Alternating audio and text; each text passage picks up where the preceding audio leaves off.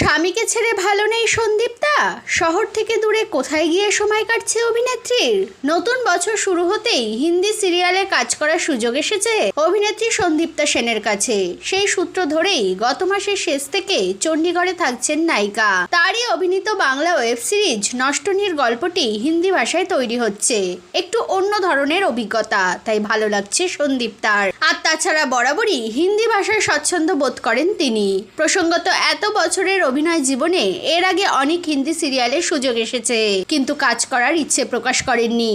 এই প্রথম সকলকে ছেড়ে একা চণ্ডীগড়ে থাকছেন। কেমন লাগছে সন্দীপ্তার?